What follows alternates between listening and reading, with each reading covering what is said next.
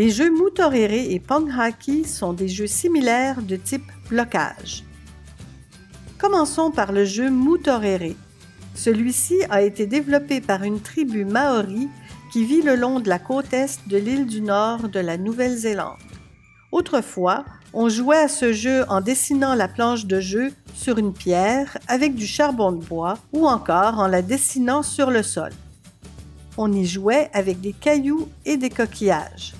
Le jeu Mutorere est particulièrement adapté pour des enfants âgés entre 6 et 9 ans grâce à la simplicité de ses règles et au nombre restreint de possibilités. Le jeu se joue à 2 joueurs et une partie dure environ 10 minutes. Le matériel pour jouer consiste en une planche de jeu et 2 paquets de 4 jetons d'une couleur différente. La planche du jeu est un octogone. Chacun des cercles au sommet de l'octogone se nomme Kewai. Le cercle central se nomme Putai. Les joueurs déterminent celui qui commence la partie, soit en lançant un dé ou encore en jouant à roche-papier-ciseaux. Chaque joueur place ses 4 jetons sur des cercles adjacents, laissant le cercle central, le Putai, vide. Les jetons de chaque joueur sont placés sur les intersections les plus près de celui-ci. Le but du jeu est de bloquer son adversaire. À tour de rôle, les joueurs déplacent un de leurs jetons. Il y a 3 déplacements possibles. Déplacer son jeton d'un Kewai au Putai, déplacer son jeton du Putai à un Kewai libre, déplacer son jeton d'un Kewai à un autre Kewai adjacent et libre. Un seul jeton peut être sur un cercle. Les déplacements ne peuvent être faits que par des jetons qui sont adjacents à un jeton de l'adversaire. Le gagnant est celui qui réussit à bloquer l'adversaire de sorte qu'il ne peut plus déplacer ses jetons. Le jeu chinois Pong Hockey est bâti sur le même principe que le jeu Mutorere. Cette fois, le jeu Pong Hockey nous vient de Chine. Il s'appelle aussi les 2 pierres puisque chaque joueur possède 2 jetons.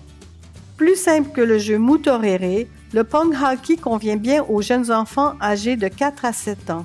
Il se joue aussi à 2 joueurs pour une partie d'environ 5 minutes. Pour y jouer, nous avons besoin d'une planche de jeu et de 2 jetons de chacune de 2 couleurs. Tout comme le Mutorere, on place d'abord les jetons aux extrémités de la planche de jeu, puis on détermine le premier joueur. Le premier joueur possède toujours les jetons situés aux pointes de la planche de jeu. Le premier joueur déplace un de ses jetons sur la case du milieu, puis, à tour de rôle, les joueurs déplacent un jeton en suivant une ligne vers une case libre.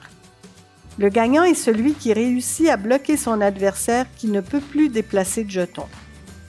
Grâce à sa planche de jeu et au déplacement des jetons sur celle-ci, le jeu permet de travailler les relations spatiales. Le jeu fait appel à des fonctions cognitives de haut niveau qui sont aussi mobilisées lors de la résolution de problèmes. Ainsi, durant la partie, le joueur doit anticiper les prochains déplacements qu'il pourrait faire. Cela fait appel à ses habiletés de planification. Le joueur doit aussi anticiper les déplacements que son adversaire pourrait faire. Le joueur doit ainsi se décentrer de ses propres déplacements pour penser à ceux de l'autre joueur.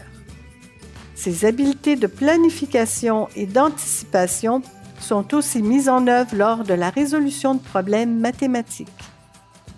Pendant le jeu, que ce soit lorsque 2 joueurs jouent ou qu'un adulte joue avec un élève, l'adulte peut poser des questions au joueur.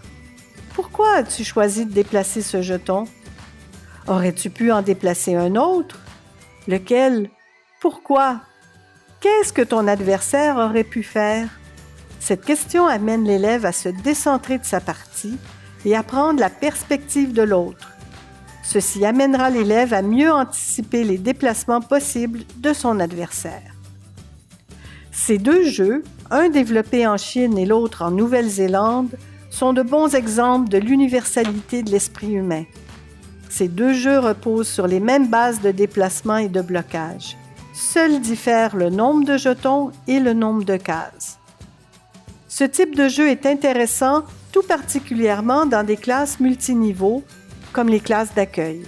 Ainsi, tous les élèves de la classe peuvent jouer à une version du jeu adaptés à leur niveau.